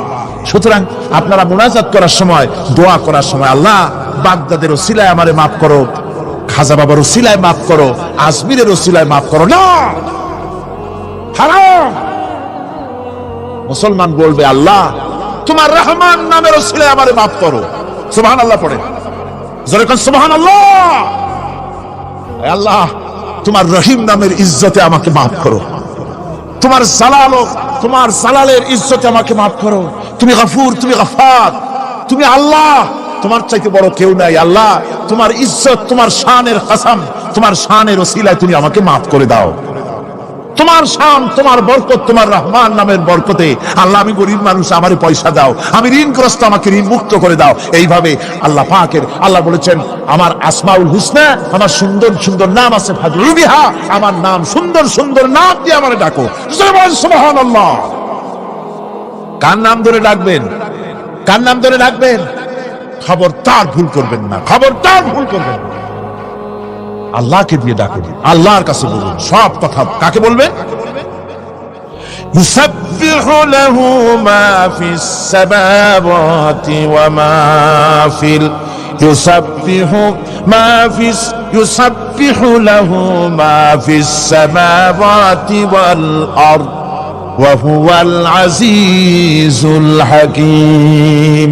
আসমান জমিনে যা কিছু আছে সব আল্লাহর পবিত্রতা ঘোষণা করছে, আল্লাহর তাসবিহ পড়ছে। তুমি শুধু গাফেল, তুমি আল্লাহরে ডাকো না। তোমার মরণ হয় গিয়ে কোথায় কবর আছে, মাজার আছে, ওই সব জায়গায় গিয়ে মরো আল্লাহরে থিয়া। আজিব তামাশা, আজিব তামাশা। দুনিয়ার সব আল্লাহর জিকির করছে, আল্লাহর স্মরণ করছে, আল্লাহর তাসবিহ পড়ছে। জোরে কোন সুবহানাল্লাহ। আমার ভাইরা, আমরা কার কথা বলছি? মুহাব্বতের সাথে বলেন, কার কথা? আমার আল্লাহকে কেউ যদি অন্তরের অন্তঃস্থল থেকে একবার যদি ডাকে আল্লাহ, আমার ভাইরা, মনের ডাক আর মুখের ডাক একরকম। दिल से जो बात निकलती है असर रखती है पर नहीं मगर ताकते परवाज रखती है। অন্তর থেকে যে কথা বেরোয় সে কথা প্রভাব বিস্তার থাকে, ডানা নাই কিন্তু ওড়ার ক্ষমতা রাখে। অন্তর থেকে কথা বলা, মুখের কথা বলা আলাদা। কলিজার অন্তরের অন্তঃস্থল থেকে, হৃদয়ের কন্দর থেকে কেউ যদি একটা বার বলে আল্লাহ, কোন বান্দা যদি অন্তরের অন্তঃস্থল থেকে একবার যদি আল্লাহকে ডাকে আল্লাহ, আল্লাহ পাক 70 বার সাড়া দিয়া বলেন, বান্দা কি চাও, আমি হাজির। কি চাও, আমি তোমার কাছে আছি। সুবহানাল্লাহ, সুবহানাল্লাহ। এই আল্লাহ রাব্বুল আলামিন কে মহব্বত করতে হবে। তাওহীদের তাকাজা, তাওহীদের মূল বক্তব্য হচ্ছে ভালোবাসতে হবে আল্লাহকে। কাকে ভালোবাসতে হবে? বউর চাইতে, মায়ের চাইতে, বাপের চাইতে, সন্তানের চাইতে, জীবনের চাইতে কাকে ভালোবাসতে হবে? আল্লাহ সুবহানাহু ওয়া তাআলা, তাকে ভালোবাসতে হবে। আল্লাহ রাব্বুল আলামিন বলেন, ওয়া মিনান নাসি মান ইয়াত্তাখিযু মিন দুনিল্লাহি আনদাদান ইউহিব্বুনাহুম কাহুব্বিল্লাহ। আল্লাহ, যারা আল্লাহ ছাড়া অপর শক্তিকে আল্লাহর প্রতিদ্বন্দ্বী মনে করে, তারা আল্লাহকে ছেড়ে অন্যকে বেশি ভালোবাসে। আর ইমানদাররা কি করে? ওয়াল্লাযীনা আমানু আশাদ্দু হুব্বান লিল্লাহ। যারা নাকি ইমানদার তারা জীবনের সব চাইতে আল্লাহ রাব্বুল আলামিনকে বেশি ভালোবাসে। আল্লাহকে বেশি ভালোবাসে যারা নাকি ইমানদার। সুতরাং আল্লাহকে বেশি ভালোবাসতে হবে, মুহাব্বত করতে হবে আল্লাহকে বেশি। আল্লাহ পাককে তাওহীদের মূল বক্তব্য, আল্লাহকে বেশি ভালোবাসো। তাওহীদের মূল বক্তব্য হচ্ছে আল্লাহ পাককেই সিজদা করো। সিজদা কারে করবেন? কারে করবেন?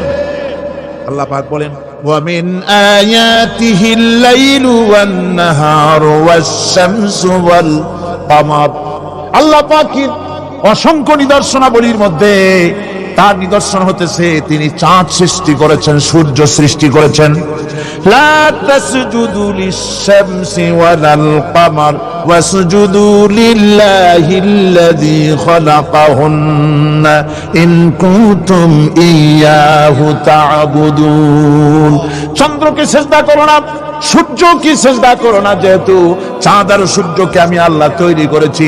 সিজদা কেবলমাত্র আমি আল্লাহ রাব্বুল আলামিনকে করবে, আর কারো সামনে নয়। সিজদা কেবলমাত্র কার? আমার দেশের লোকেরা বোঝে না, অনেক পীর সাহেবের সামনে গিয়াও কি করে? আবার কদম বসিও করে। কদম বসি করতে গিয়া সিজদার মতো হয়ে যায়, মাথা নিচু করে। যে ব্যক্তি কদম বসি করতে গিয়া মাথা নিচু করলো আর সার করলো, সে যদি বাধা না দিল, তাহলে কদম বুসি যে করলো আর বাধা যে দিল না, দুজন কুফরির মধ্যে শামিল হয়ে গেল। সিজদা কাউকে করা যাবে না আল্লাহ ছাড়া। কাকে করতে হবে? একবার রাসূল করিম সাল্লাল্লাহু আলাইহি ওয়াসাল্লাম যাচ্ছিলেন পথ দিয়া, জঙ্গল থেকে একটা উট বেরিয়ে এসে হুজুরের পায়ের উপরে চুমা খাইলো, সিজদার মতোই করলো। সাহাবায়ে কিরাম বলেন, ইয়া রাসূলুল্লাহ, জঙ্গলে উঠে কি খুশকিসমত, হুজুরের পায়ের উপরে চুমা খাইলো, মাথা লাগালো। হুজুর যদি অনুমতি দিতেন, আপনারে সিজদা দিয়ে আমরা ধন্য হতাম। নবীজি বলেন, খবরদার, এই পৃথিবীর কোন মানুষকে সিজদা দিতে পারে না। আমি যদি কোন মানুষের জন্য সিজদা করা জায়েজ করতাম, তাহলে দুনিয়ার সমস্ত নারীদের বলতাম স্বামীর সামনে সিজদা দিতে।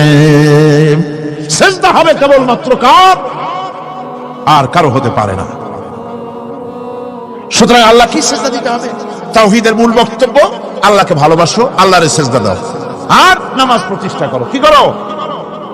ওয়া নাখতারতুকা ফাসতামি' লিমা ইউহা। আমি তোমাকে নবী হিসেবে বেছে নিয়েছি, সুতরাং কান পেতে কান লাগায়া ওহির কথাগুলা শোনো। কি কথা? ইন্নানি আনাল্লাহ লা ইলাহা ইল্লা আনা। ওহির কথাগুলি কান পেতে শোনো, নিশ্চয়ই আমি আল্লাহ, আমি ছাড়া কোনো ইলাহ নাই। ফাবুদনি ওয়াকিমিস সালাতা লিযিকরি। অতএব আমার গোলামি করো, আমার দাসত্ব করো, আমার আনুগত্য করো, আর আমার শরণার্থে নামাজ কায়েম করো, নামাজ প্রতিষ্ঠা করো। মুসলমানদের জীবনে সর্বশ্রেষ্ঠ ইবাদত কোনটি? চিল্লায় কোন কোনটি? আহা, এই নামাজ সর্বশ্রেষ্ঠ ইবাদত। যে নামাজ, সেই নামাজ আমার দেশের মুসলমানেরা ট্রেনে দেখবেন, ট্রেনে যখন যান দেখবেন নামাজের রক্ত হলে কয়টা মুসলমানের নামাজ পড়ে। লঞ্চে যান, স্টিমারে যান, দেখবেন কয়জনে নামাজ পড়ে। বাজার ঘাটে যান, দেখবেন কয়জনে নামাজ পড়ে। নামাজ নাই, নামাজ নাই। লা দীনা লিমান লা সালাতা লাহু। যে ব্যক্তি নামাজ পড়ে না তার কাছে ধর্ম নাই, ঈমান নাই, কিচ্ছু নাই। যে ব্যক্তি ইচ্ছে করে, মান তারাকা সালাতান মুতাআম্মিদান ফাকাদ কাফারা। যে ব্যক্তি ইচ্ছে করে নামাজ ছেড়ে দিল সে কাফের হয়ে গেল। যারা বলেন কি হয়ে গেল? সে কুফরি করল। আল্লাহ নবী বলেছেন, যে ব্যক্তি ইচ্ছে করে নামাজ ছেড়ে দেয়, আল্লাহ রাব্বুল আলামিন আর তার রাসূলের সাথে তার সমস্ত সম্পর্ক ছিন্ন হয়ে যায়, কোন সম্পর্ক আর থাকে না। এই নামাজ, নামাজ রাসূল কারীম ইন্তেকালের সময় শেষ কথা বলেছেন, স্ত্রীর কথা না, মেয়ের কথা না, আত্মীয়দের কথা না, জীবনের শেষ কথা সালাত, আস-সালাতু মা মালাকাত আইমানুকুম। নামাজ, নামাজ। আমার বন্ধুগণ, জীবনের শেষ নামাজটি আল্লাহ নবী মসজিদে নববীতে যেতে পারেন নাই, যেতে পারছেন না, হাঁটতে পারেন না। দুইজন সাহাবীর কাঁধের উপরে ভর করে কষ্ট করে তিনি পৌঁছেছেন, বক্তব্য রাখলেন। ও আমার সাহাবীরা, আল্লাহ রাব্বুল আলামিন এই জমিনে তার এক বান্দাকে জাগতিক সব সম্পদ দিয়েছিলেন। সেই বান্দা জাগতিক সমস্ত সম্পদকে উপেক্ষা করে এক আল্লাহর সঙ্গে দেখা করার জন্য প্রস্তুতি নিয়েছেন। কথার অর্থ কেউ কিছু বুঝতো না। হযরত আবু বকর রাদিয়াল্লাহু তাআলা আনহু কাঁদতে কাঁদতে বেখতার হয়ে যাচ্ছেন, কাঁদতে কাঁদতে পাগলের মতো হয়ে যাচ্ছেন। সাহাবীরা মনে চিন্তা করলেন, আবু বকর বুড়ো মানুষ, এত কাঁদে কেন? হুজুর কার না কার কথা বললেন? জ্ঞান বৃদ্ধ, বয়োবৃদ্ধ হযরত আবু বকর বুঝতে পেরেছেন তামাম পৃথিবীর জাগতিক সম্পদ আল্লাহ দিতে চেয়েছেন তার হাবিবকে। তার হাবিব সমস্ত সম্পদকে উপেক্ষা করে মাওলার সঙ্গে দিদার করার জন্য প্রস্তুতি নিয়েছেন। তার মানে হলো অনতি বিলম্বে আমরা সাহাবীরা রাসূলের থেকে জনমের মতো এতিম হয়ে যাব।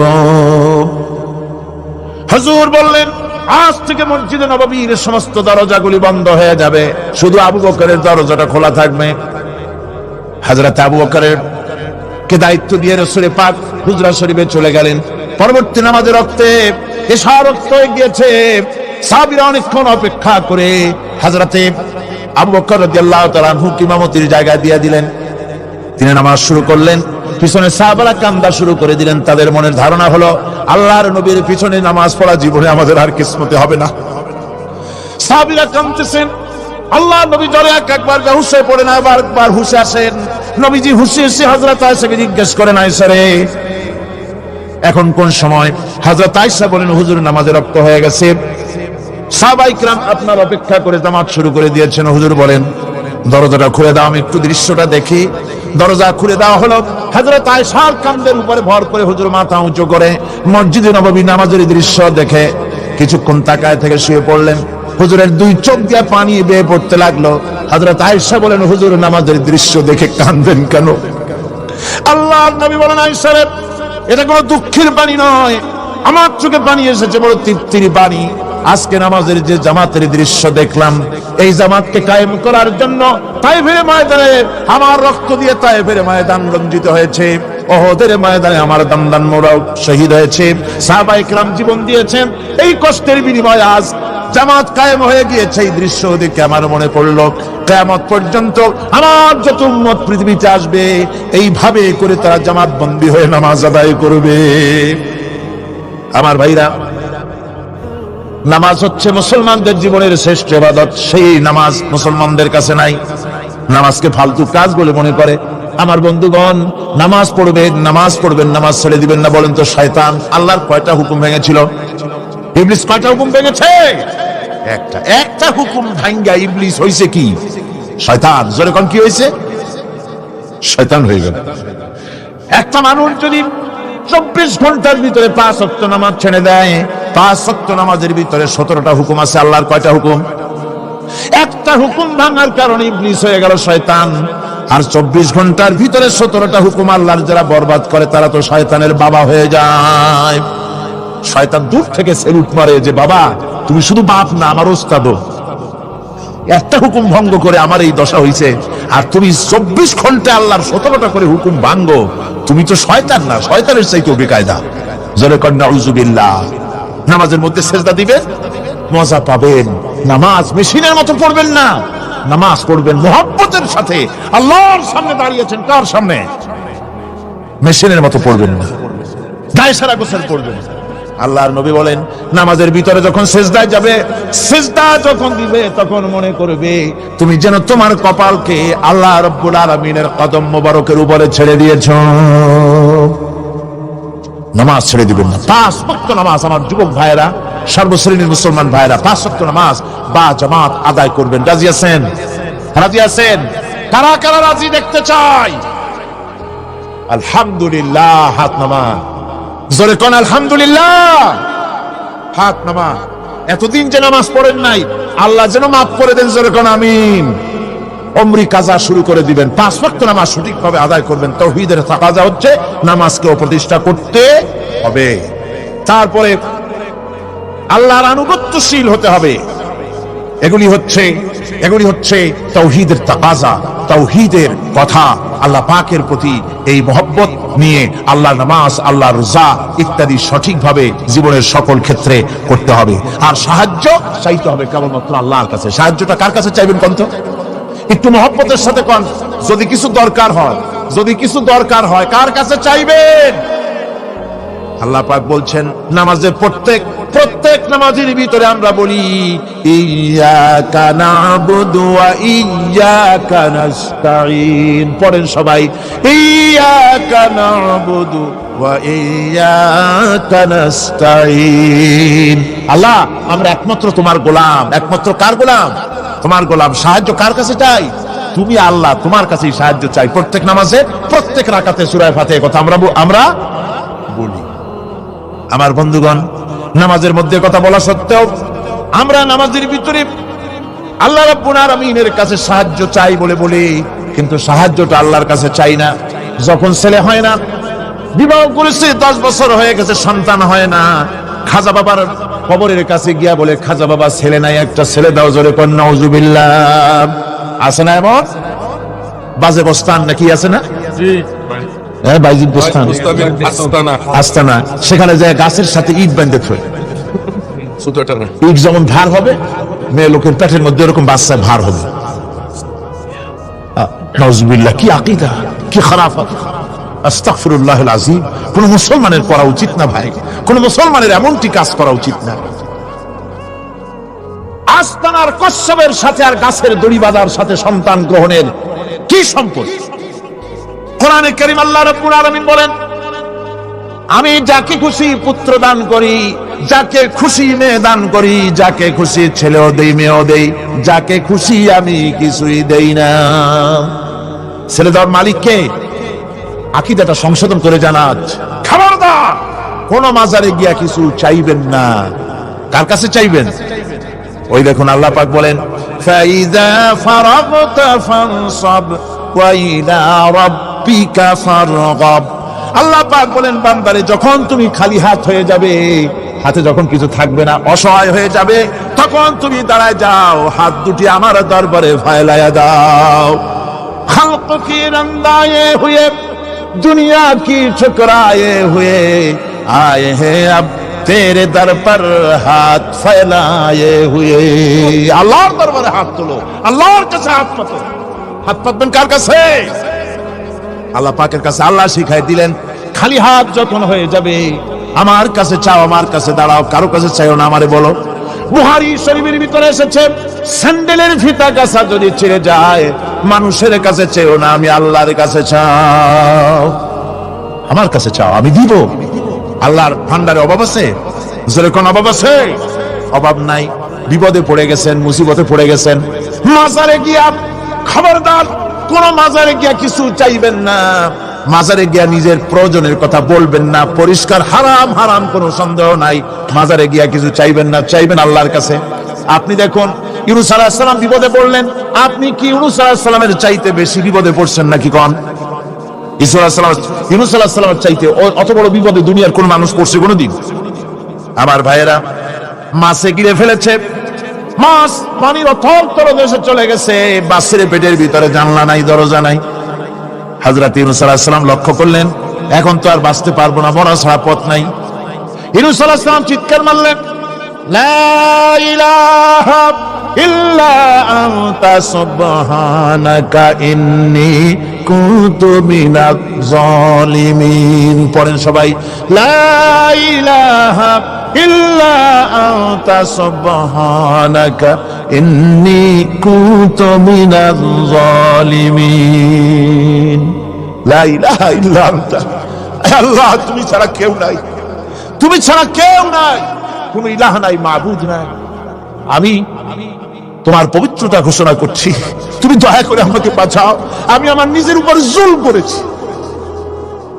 আমার বন্ধুগণ, এত বড় মারাত্মক বিপদের ভিতরে ইউনূস আলাইহিস সালাম যখন চিৎকার মারলেন, পানির ভিতরে বসে, মাছের পেটের ভিতরে বসে, আল্লাহ রাব্বুল আলামিন চুপ করে থাকলেন না, সঙ্গে সঙ্গে রব্বুল আলামিন জবাব দিয়ে দিলেন, فاستجبنا له ونجيناه من الغم وكذلك ننجي المؤمنين।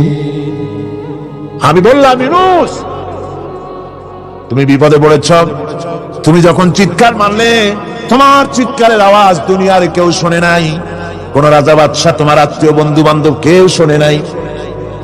নদীর অতল তলদেশে মাছের পেটের ভিতরে বসে যে চিৎকার তুমি মারলে, পৃথিবীর কেউ শোনে নাই, আমি তোমার আরশের মালিক আল্লাহ রব্বুল আলামিন শুনেছি। শুধু শুনি নাই, জবাব দিয়া দিলাম, মাছের পেটের ভিতরে বেদনার সৃষ্টি করে দিলাম।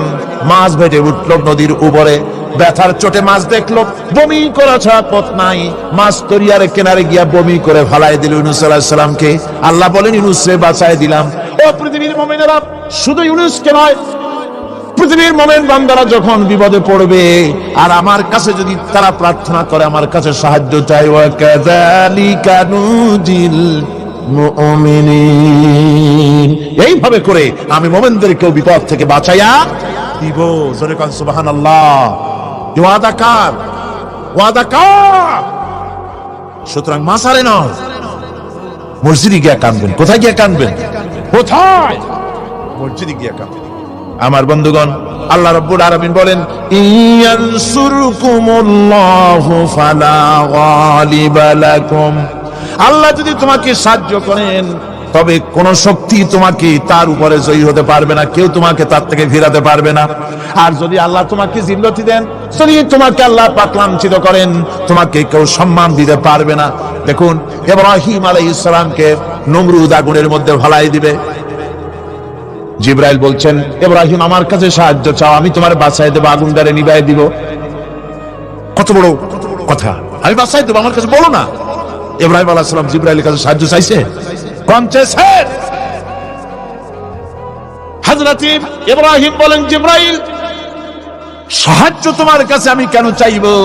তোমার কাছে সাহায্য চাওয়ার প্রশ্ন ওঠে না, কারণ আমি এমন কোন অন্ধ আল্লাহর ইবাদত করি না যে আল্লাহ তার গোলামের দুঃখ নিজের চোখে না দেখেন।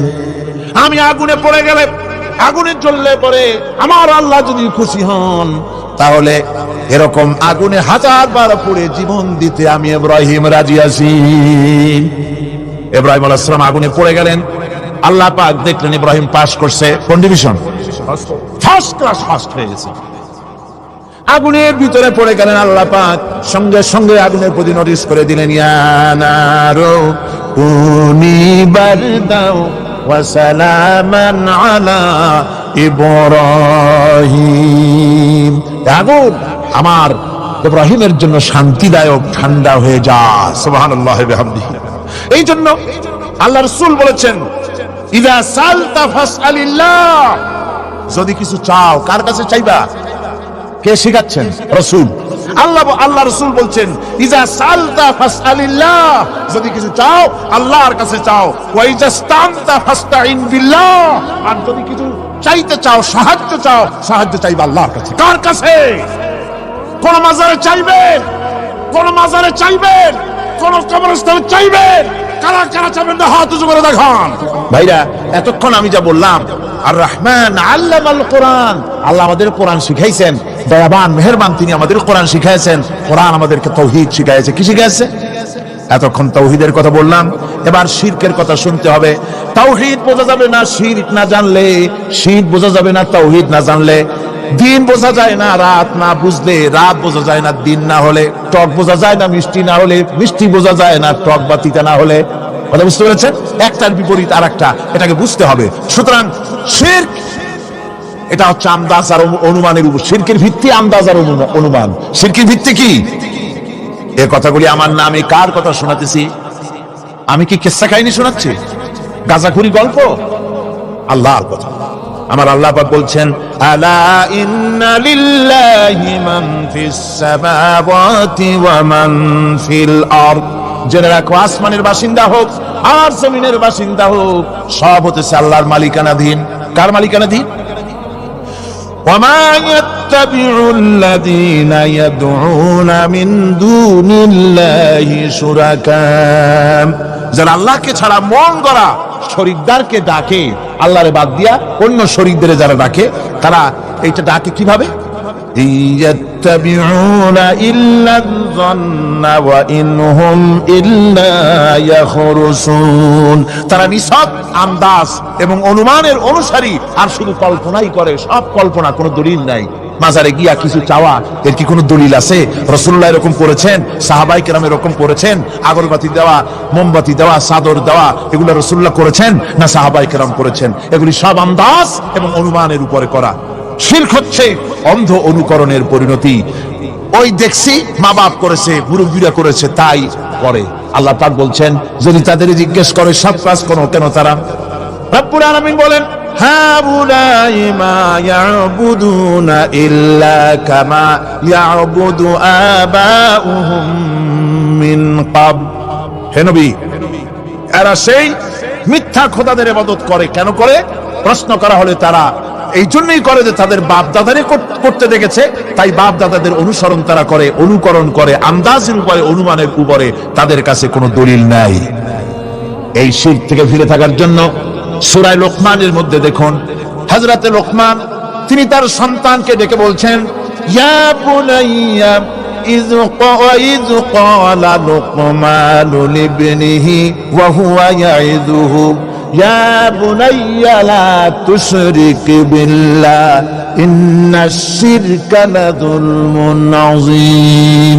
ইয়া বুনাইয়া, হে আমার নান্না মুন্না লাডলা, হে আমার কলিজার টুকরা সন্তান, ইয়া বুনাইয়া লা তুশরিক বিল্লাহ, খবরদার আল্লাহর সাথে শরীক স্থাপন করো না। ইন্নাশ শিরকা লাযুলমুন আযীম, শিরক হচ্ছে মস্ত বড় অপরাধ। যারা শিরক করে তারা অপমানিত্বের শেষ পর্যায়ে চলে যায়, তারা অপমানিত হয়। কিরকম?